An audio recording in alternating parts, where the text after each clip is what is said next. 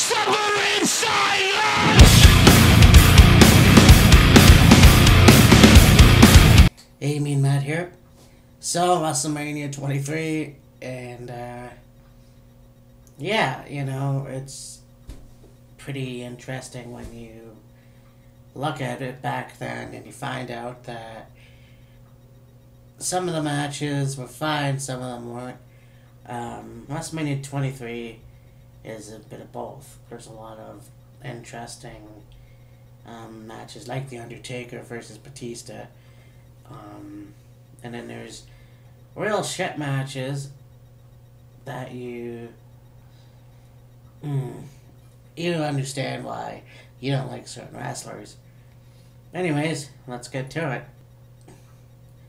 We get the dark match. We have Flair and Carlito versus Gregory, Helms, and Chavo Guerrero in a lumberjack match.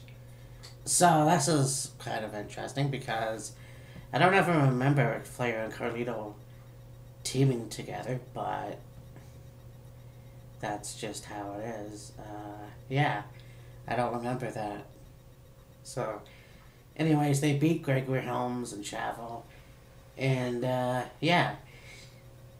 So, Gregory Helms is obviously on TNA.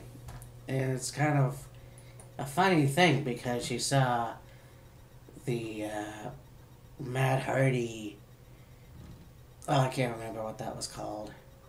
Oh, the deletion episode. And, it was kind of like Matt Hardy throwing Shane Helms in the water, and then him coming back as the Hurricane, and they did a little poke at Triple H. So that was cool. That was funny. You know, TNA does a lot more pokes at WWE than WWE does to TNA. That's just my opinion. But this match was pretty interesting. And then Chavo Guerrero, not sure what he is. I know he's doing the independent scene. He was at a show at Smash Wrestling in Toronto, and I only know that because my brother was there. And then we get to the pay-per-view, WrestleMania 23. We have Money in the Bank with Mr. Canada! Canada!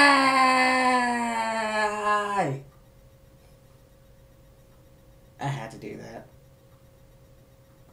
Anyways, it was him, CM Punk, Randy Orton, Finlay, Matt Hardy, King Booker, Jeff Hardy, and Edge.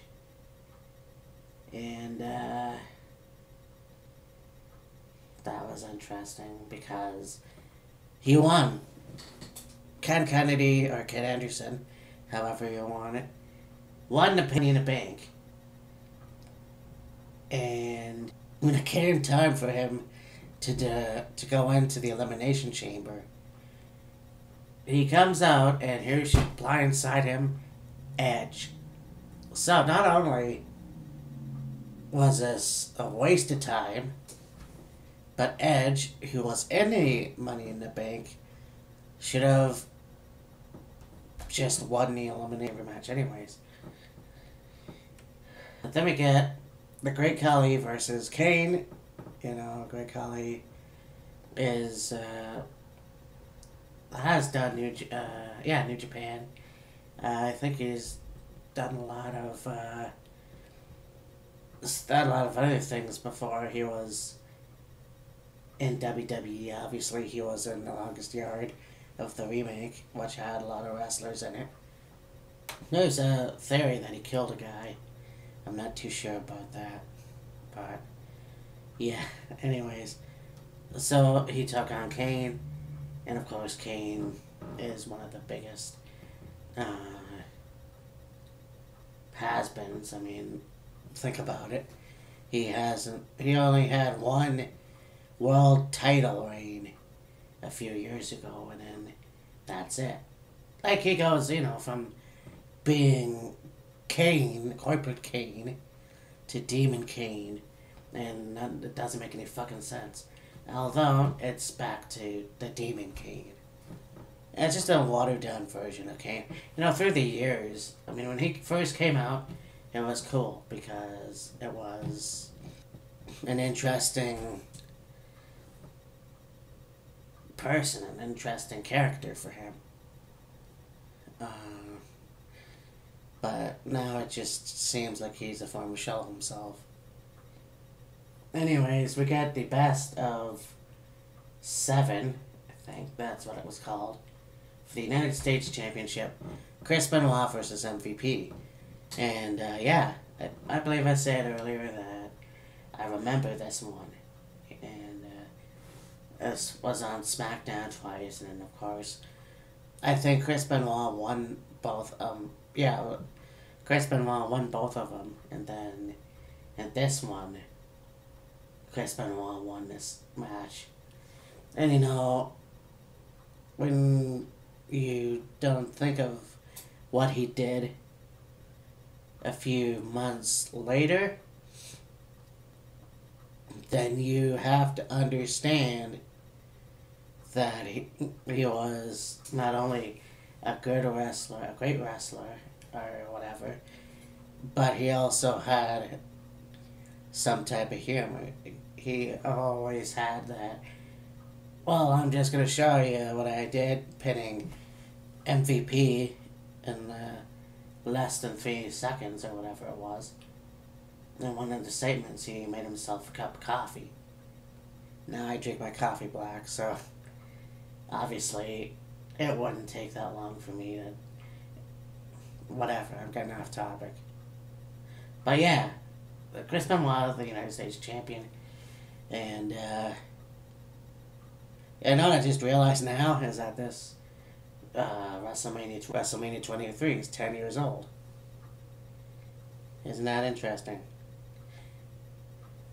But wow, I feel old. But yeah, so this match was pretty cool. It's just the fact of, yeah, I have no idea. Nobody had any idea of what would happen a few months later. Then you get the World Heavyweight Championship match. The Undertaker defeating Batista to become the World Heavyweight Champion. Yes, this was the first time that the Undertaker won a a World Championship match. And at WrestleMania, no less. This could have easily been the main event, but of course we had to have a shit main event. And I don't care if anyone says it was a great one. It was shit. This match should have been the main event. And you know, it just fucking burns me out, man. But yeah, The Undertaker becoming world champion at WrestleMania. In an 8-man tag team match, we have the ECW Originals, Rob Van Dam, Tommy Dreamer, Sabu, and the Sandman. And they defeated the New Breed, Elijah Burke, who everyone knows now as the Pope, Marcus Corvon, who don't know where the hell he is, Matt Striker, who for some reason stopped wrestling after a while and became a manager / commentator on Lucha Underground. He was also on PPW, Paragon Pro Wrestling, just for a little bit. He wasn't there for very long, and that's not a very good product anyway, but anyways. And Kevin Thorn, with Ariel. Kevin Thorn, I thought he was a cool character, but that's just me. It's too bad that he didn't stick around very long. Anyways, obviously, the ECW Originals won the match. It should have been a hardcore match. It would have made things a lot more better because, obviously, it's ECW. When they brought out the product on TV, on Sci-Fi, and I made a rant about this years ago, I thought it was bullshit. ECW should have never been brought back. You know, it's... WCW was always the product that was arrival to WWF. So, if anything, Vince McMahon should have went, oh, I have an idea. I'm going to bring back Thunder. But no, took ECW, ruined it. Uniqueness bullshit. Fuck you, Vince. They're in hair versus hair match. Yeah. Battle of the Billionaires. Vince McMahon and Donald Trump. Jesus Christ. So this is interesting because they didn't even wrestle. You have Donald Trump, who was backing Bobby Lashley. That sounded sexual. And you got Umaga, who was managed by Vince McMahon. And Alejandro Estrada.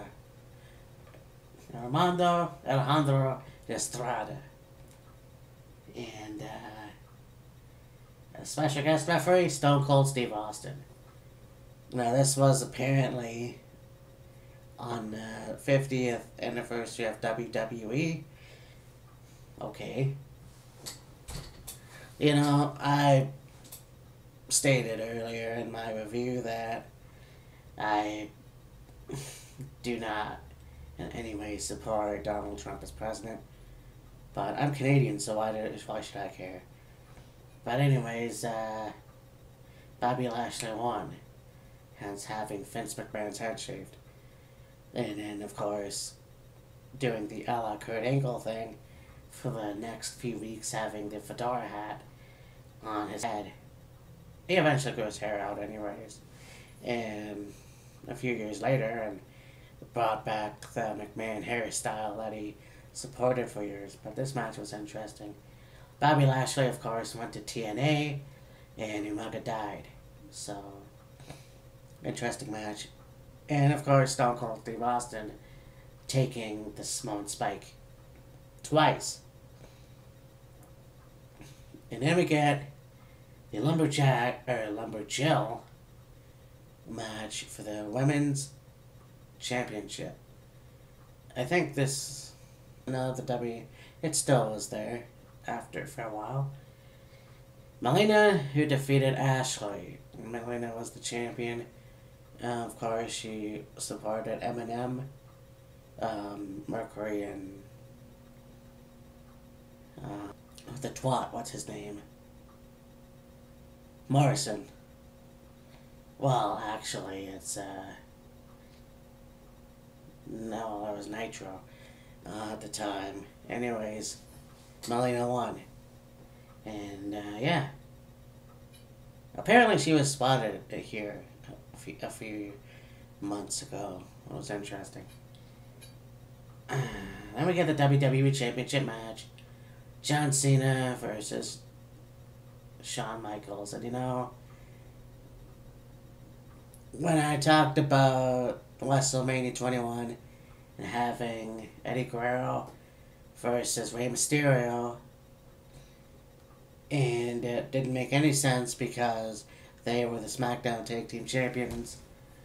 In this case, you had John Cena and Shawn Michaels as the World Tag Team Champions, but they lost them right before they started to wrestle at WrestleMania, so they weren't the champions. But this is a prime example of why I do not like Shawn Michaels. Why I call him the Heartbreak Bitch. Or Heartbreak Baby. Because that's what he is. Now granted, he can wrestle for a long time and stuff like that. And it wasn't a terrible match, but it was not as good as Taker and Batista. You have John Cena slap the STFU whatever on Shawn Michaels, retaining the WWE Championship. And then, of course, trying to shake Shawn Michaels' hand, where Shawn Michaels just looks at John Cena and walks off. I didn't win the championship. Now, in hindsight, yes, maybe on Shawn Michaels' last leg, so to speak, he should have won the WWE Championship. Maybe John Cena could have won it back at another time, or maybe a month later. On the other hand,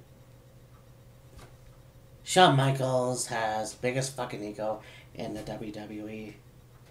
So, of course, so does John Cena.